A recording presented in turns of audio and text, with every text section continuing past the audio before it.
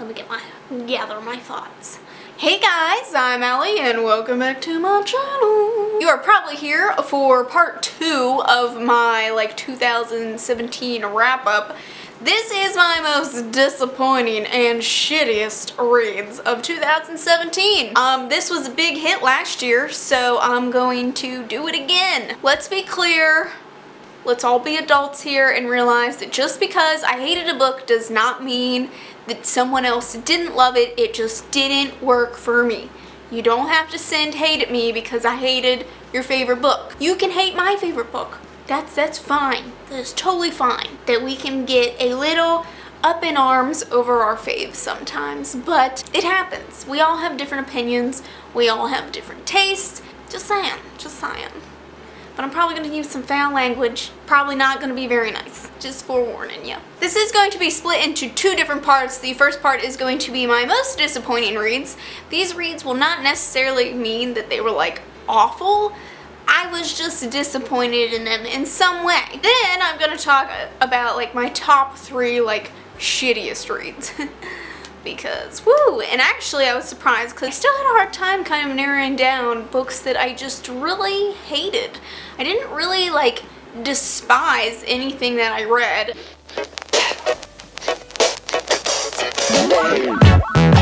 Let's go ahead and get into my disappointing reads. I feel like all of these are probably gonna come as some surprise to you guys because I picked some pretty popular books to discuss here. First one I'm going to talk about is All the Ugly and Wonderful Things. I feel like out of all of them, this will probably be the most understandable as to why I didn't enjoy this book. I had seen a few people raving about this book, and it is about a taboo subject. This is about a very young, 8-year-old girl who is in love with a 23-year-old man. So automatically it's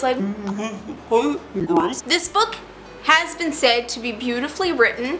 It does follow different points of views. It does deal with a lot of really heavy topics. First of all, our main character, Wavy, who is a young girl, lives in a very not so great household. Her father is a drug dealer. Her mother is always high as a kite.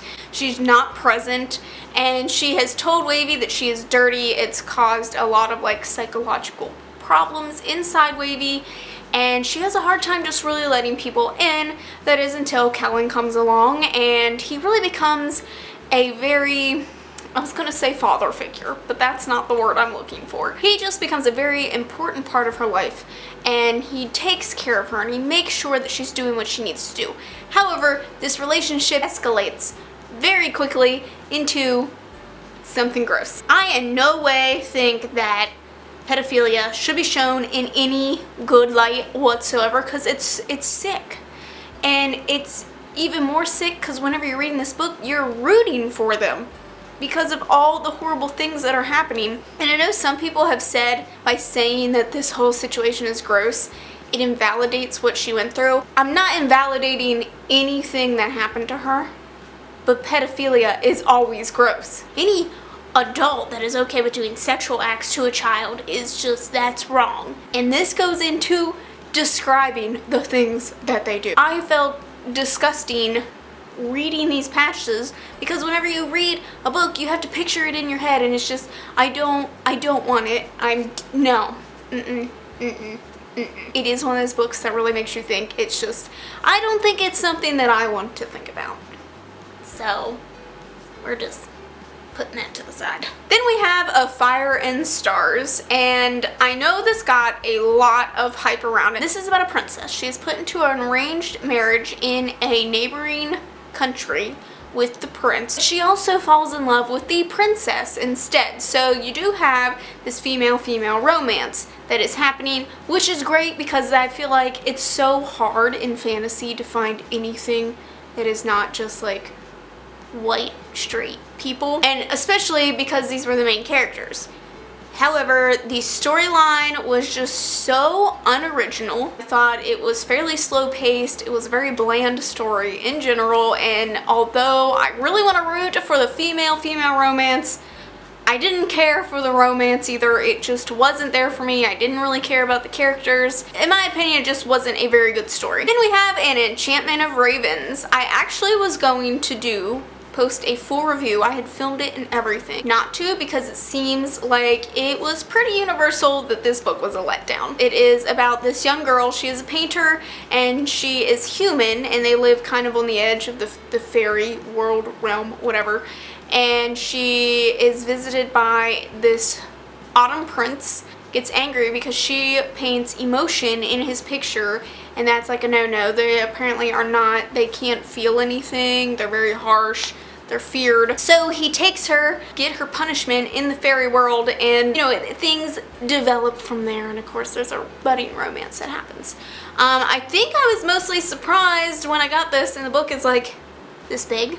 And I was like, oh, because I'm used to fae, magical worlds being big books. Then on top of that, the story is full of plot holes. It is just a big old block of cheese of a plot. There's just holes all over the place. So that doesn't bode well for your story, you know? You know what I mean? Fairies aren't supposed to feel emotions, but that's basically becomes like a very essential part of the storyline, is when they feel emotions.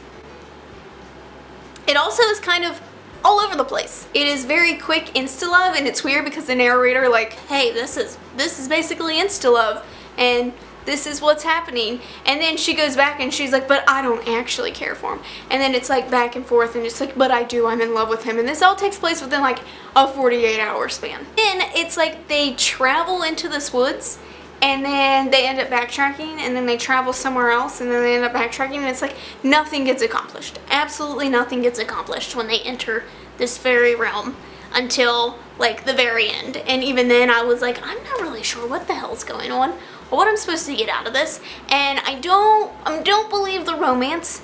The characters are kind of so-so, but let's move along. I feel like this next one probably doesn't come as quite a surprise because Lady Midnight was on my most disappointed reads from last year. So I don't really know what I was expecting to be different this year. I honestly kind of went into Lourdes Shadows pretty much expecting not to enjoy it. I will say that for the most part, I did enjoy some of the characters' plots. But the overall plot of this book, I am over. Problem that I'm having now is that, so I've read all of Cassandra Clare's stuff, and now it's just getting repetitive. We have the forbidden love that just keeps happening. This one doesn't even make sense this time because it's just a law. I'm not only over that, but I hate Emma and I hate Julian. I hate them. I think that they are selfish and awful characters, especially when they have so many other people that rely on them. And Emma is just the most selfish of all. I cannot stand her, and I feel like they run off. They don't even consider other people half the time, and then they're like, oh, I'm in charge of these people, and then it's like suddenly they have this never-ending love for their family, even though they've been willing to like risk them at any other time. Plus, I feel like so much of this plot goes into their forbidden love that you forget that there's supposed to be like this major conflict happening. Plus, I'm way more interested in like all the other characters. They are so much more interesting.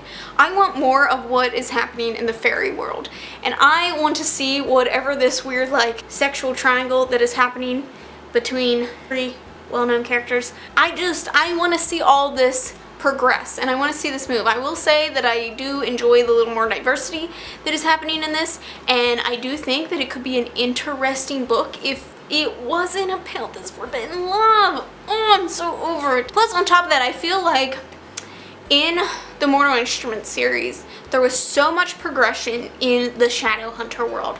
They made so many things happen, and they came to terms with so many things. This series, the Lady Dark Artifices series, is supposed to take place like another like 10 years after the Mortal Instruments series, and the Clave just suddenly decides to get rid of everything, all the progress that ever happened in like the last 20 years, and basically they throw everything out the window, and out comes all this hatred that has like not been there for 20 years, and it felt like a very far progression back. I was honestly so confused reading some of the scenes because I was like, I feel like this is unrealistic. I feel like the world, this clave would not collapse so quickly, and it's just, and it didn't even get enjoyable till about 400 pages in. And I think the book is closer to 700, 800, so it's pretty bad when you have to read over half the book before it gets enjoyable, especially one of that size. So then we have Hearts Tolstoy. I feel like I may be the only person in the world that did not like this book. And I know that this was a very important book, and a lot of people felt very impacted by this book because it has asexual rep in it, and apparently the rep is good. But I also thought this was one of the most unrealistic contemporaries that I have ever read. This is about a girl and her group of friends that run a YouTube channel. And for some reason, somehow, they have all this amazing equipment right off the bat to film with. And they have a whole crew that does this acting that they do not pay. And somehow overnight, their channel has become like super popular. And they are invited to this awards show. As a YouTuber, there was a lot of things that I felt like just were not realistic. The fact that she just found most of these people to like do this free acting. They weren't even like friends before that. And they had all this super amazing equipment. It just felt like, I'm sure there is someone out there that has happened to, but it just didn't feel real to anyone's experience that I know. Like, everyone has started at the bottom on their phone at some point. It goes into her talking to this guy, watches his videos, she loves his videos, and they really hit it off, and they decide they're gonna meet. Doesn't go well, let's just say that. It's just, okay. I just felt like the way this was portrayed, the way that this played out, it was overall a fairly boring story. It was fairly predictable. I didn't really care for any of the characters. Most of them were pretty annoying. I just thought that it was so outlandish at all. Like, that's just not what would happen. I didn't like it. I didn't like it. I thought it was a very boring story, unrealistic. It really annoyed me more than anything. And while I understand the emotions that people felt is very valid, the things that happen in this book around being asexual is valid. The overall story was not good. Right, and then I have one more. This might come as a surprise because I am Sarah J. Maas trash. We know that. I mentioned this in another video. People have said that it was spoilers. I don't know how to talk about the book without mentioning this, especially because it is basically talked about in the synopsis of the book. I feel like a lot of people have talked about it. It was fairly public on Twitter. So if you don't want spoilers for Tower of Dawn, just wait till the book disappears. I don't know. There's no other way for me to talk about it. I still really enjoyed it. I don't remember what I rated it. I rated it fairly high, but I was disappointed in it. For one, I hate kale. I've basically always hated kale. No, that's wrong. I was a kale shipper way back in the day. And then kale did some unforgivable things. And I'm not a fan. I haven't been. He's a jerk. So, that being said, I had heard that anyone who hates kale, after reading his story, this is just focused on him, will love him after reading this. I didn't feel that way at all. I hated him more. I was tabbing. I literally had a tab color for reasons I hated him. It was like just intensifying. He's just such a jerk. He's so self-centered. He's so cocky. Overall, the storyline was really slow paced. It took about halfway through the book for it to pick up. It focused more on Kale and this relationship that's happening more than anything, and honestly I was more concerned about the other things happening in the world because there's a way more exciting things that are happening. Plus, on top of that, he is there to get healed, and deep down inside I was kind of hoping that he wouldn't, because it's okay to be disabled and be kick-ass. Like, you can do it. And I was hoping this would be more about him training to come to accept his body as it is now. I was a little disappointed at the end with the shock, the plot twist that happens between him and another character, which has been used in Sarah J. Maas books before. So I'm a little over this reused plot twist. Then on top of that, I didn't care for most of these characters. I only ended up liking a few of them, and I just wish that they would have had more spotlight than Kale. I did still enjoy it. I couldn't put it down most of the time just because I love the world so much. Plus the cover is hideous. Now that that's over. So now I'm gonna move on to the shittiest reads. Yeah, this video is already gonna be like taken down probably because I said shit. I have 3 shit books for you guys today. The first one is The Vegetarian. A lot of people really hyped this book up, I think last year on BookTube. And this does take place, I believe, in North Korea. This really talks about the injustices that a woman suffers. Basically, she decides to become a vegetarian, and her family that is like really frowned upon. It's really disrespectful. Definitely has a mental illness happening, and everyone is kind of like turning away from this. It's told in 3 different sections, and it is supposed to be about mental illness, but I honestly could not focus on anything past the freaking sex all throughout this book. It's supposed to be about mental illness, and the only thing that was happening was a disgusting man basically cheating on his wife and just really going into a lot of description on the erotic thoughts that he has about this woman. And that was like the majority of the book. It didn't even talk about the mental illness that was happening. And apparently, after reading this, I had seen reviews that said the mental illnesses that this is supposed to portray, which I believe is an eating disorder and depression, schizophrenia? I'm trying to remember. But it basically said the mental illnesses that are in this are not even portrayed all that well, and I could definitely see that, especially in the last chapter. I was like, what the hell is happening? So most of this book was mostly me going, what the fuck? It was not me really thinking deeply about what was happening. I also didn't care for the way that the story was told. And again, most of it just focused on some weird erotic things that were happening that weren't even all that erotic. And I just found myself, I really wanted to DNF it. I really wanted to. But it was such a short book that I felt like I should just push through it. I still am a little confused by what the hell happened. So